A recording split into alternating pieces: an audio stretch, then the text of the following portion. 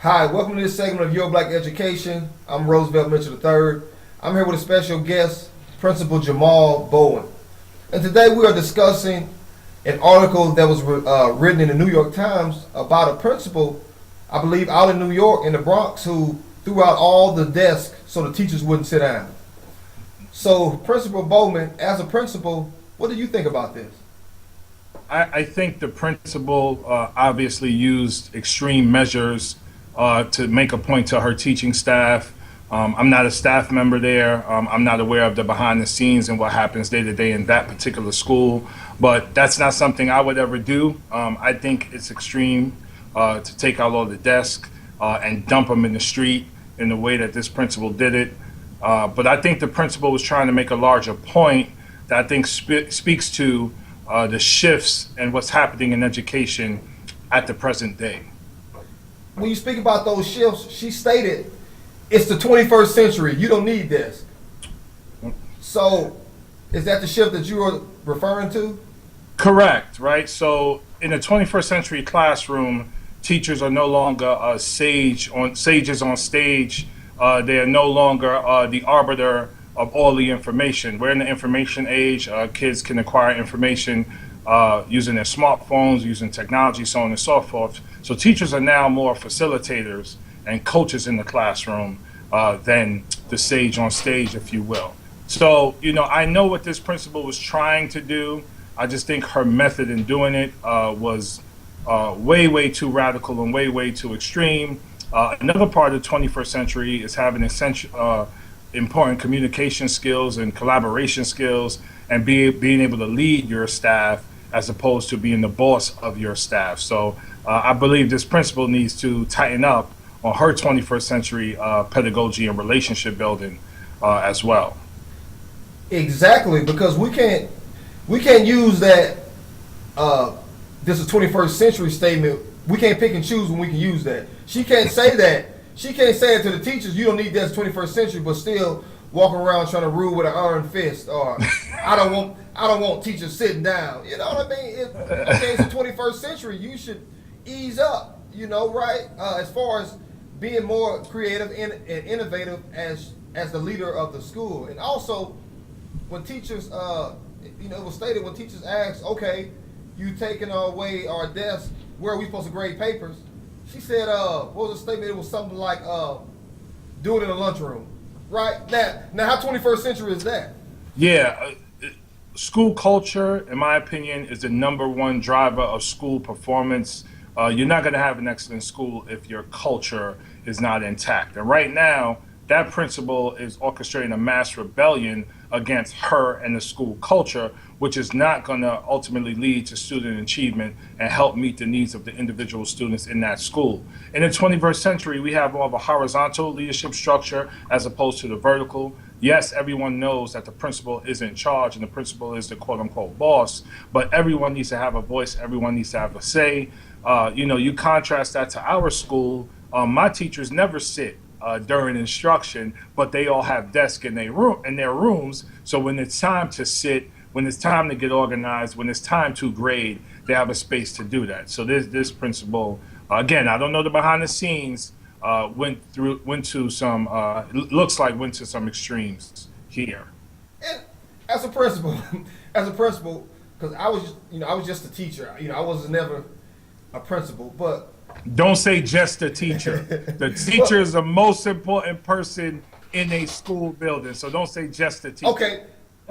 okay, we say that, but we talking about an article to where she took the teacher's desk and told them, and when they bring their things to school, they have their bags, their jackets, and all that. They got to put them on the radiators inside the classroom. So I would say just a teacher because apparently teachers aren't as seen as important, in this article or in this school or in this conversation that we're having because, just think if you went to school and the superintendent took your desk or took that principal desk and said, okay, you put your jacket, you put your lunch or whatever you bring in the radiator inside the room. Come on, man. I mean, how respectful is that, man?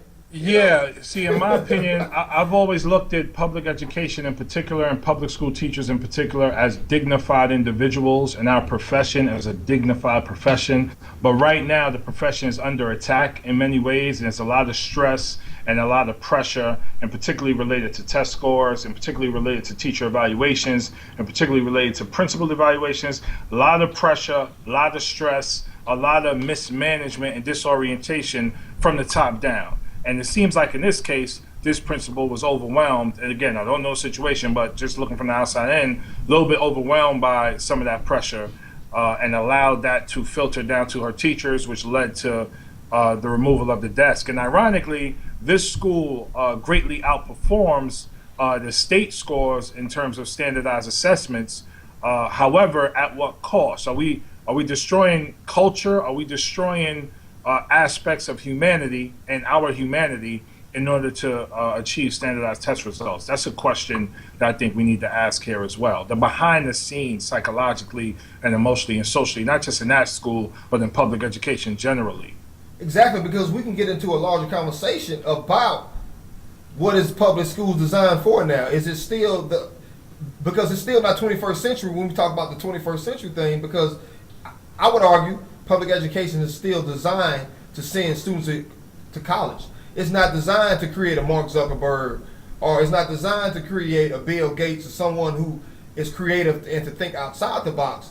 Because you even see in this situation, the principal is not only killing the teachers' creativity, but it trickles down to the students as well. So if all she is worried about is test scores, and what she probably is because of the pressure, then I think you're right. That kills the creative culture, right? Because in education, students are penalized for making mistakes, right? They're penalized for trying something outside of the box because they may fail and then they get a bad mark. So I mean, we can definitely have that larger discussion. But I mean, as a principal, what is it about teachers sitting down that makes principals so upset?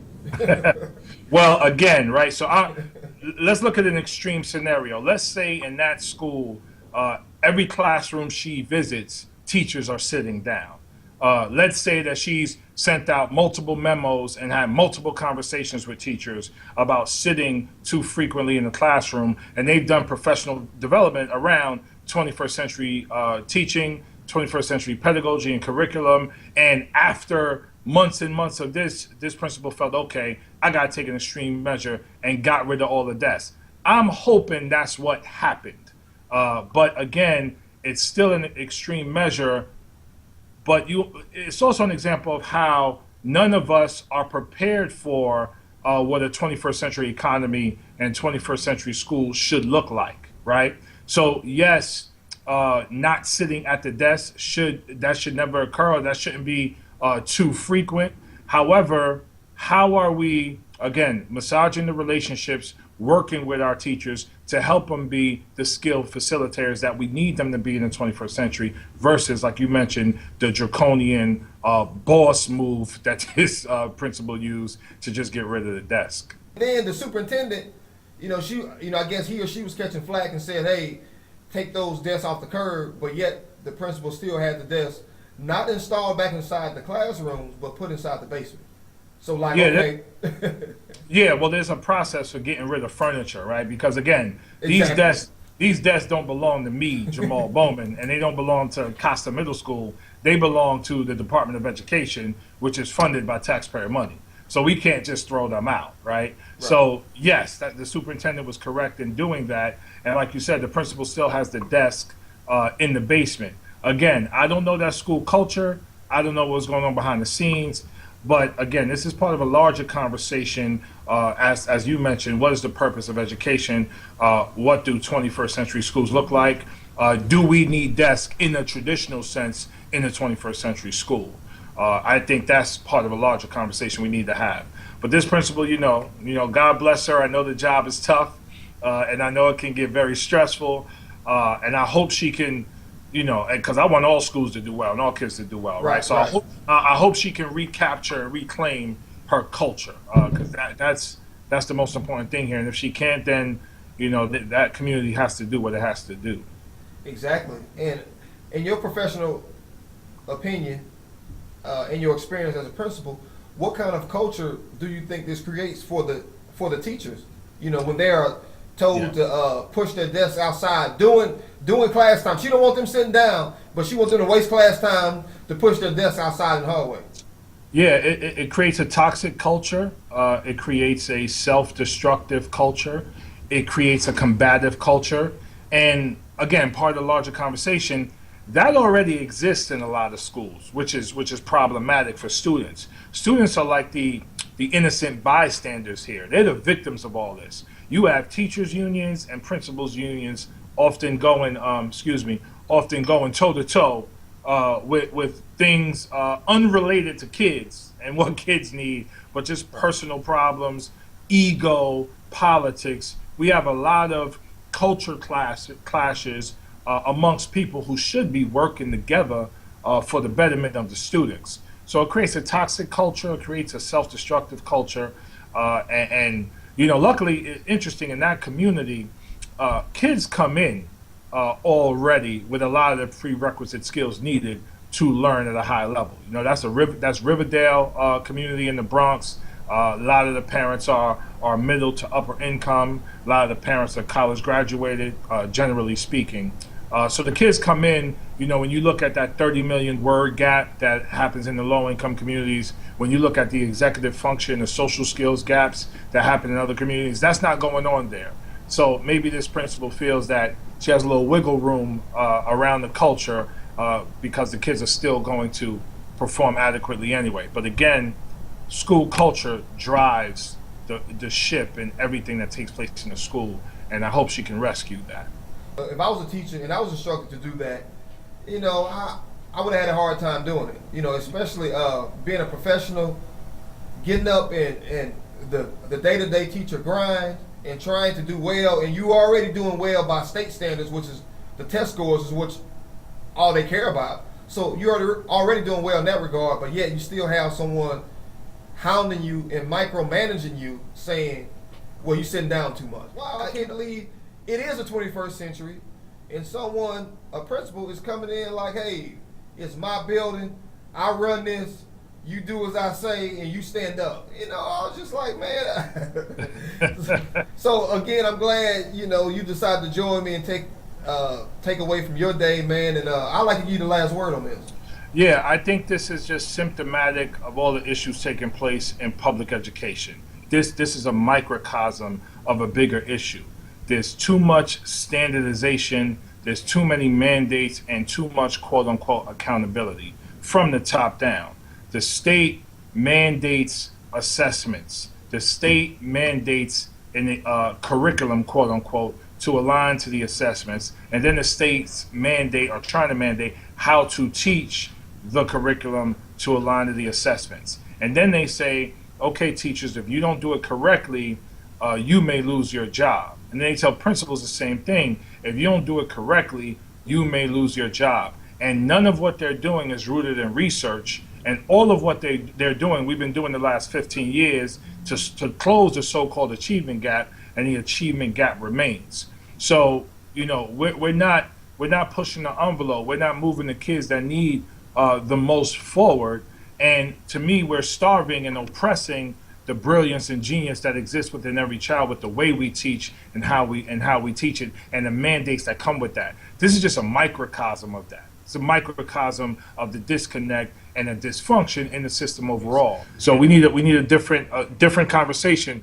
And parents don't, you know, a lot of parents they just want what's best for their kid, and they trust in what they hear and see on the news or what the president's saying, whatever, as being the right way to go. So they just follow that particular way. But with educators like us, people who have education experience, can talk to them and build those relationships, we can organize and begin the movement in the proper direction. You know, I think you're right. As teachers, we have to do a better job of educating the parents about what's going on and what conversations need to be had. All they doing is cutting on the TV and seeing the president talk about Common Core or all these other things. Yeah, and the president doesn't know because the president is not an educator. Exactly.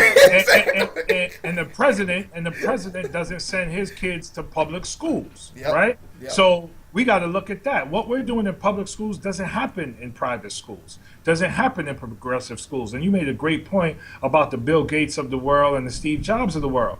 They dropped out of school to be creative and innovative and do what they needed to do.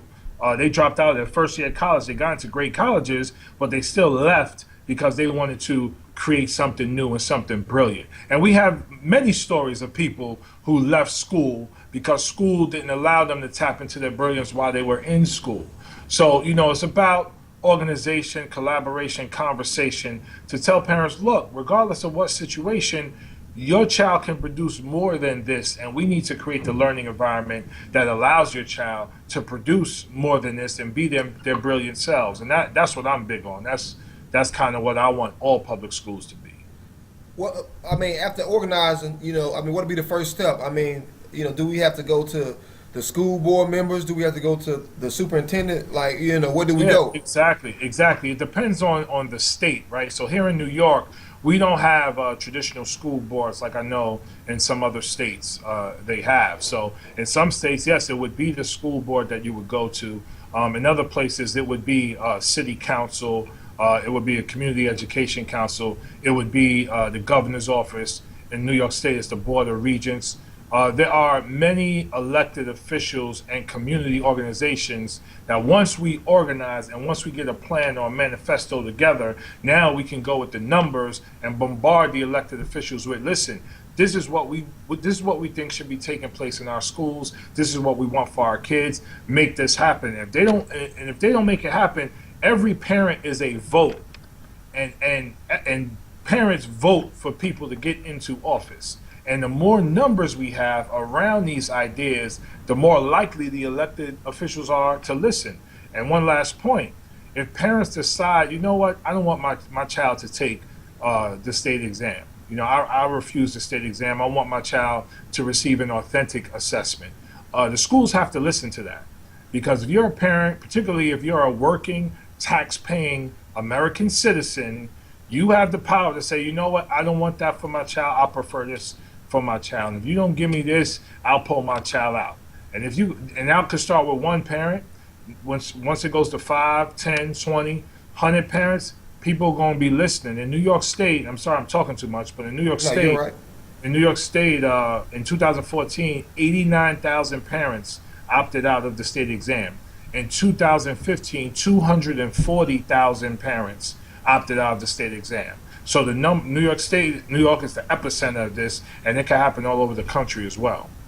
Exactly, man. That's well said, man. And you hit on so many points. And I appreciate your time, Principal Bowman, and I hope you all enjoyed this segment of Your Black Education. And until next time, my friends, be blessed and be encouraged. Peace.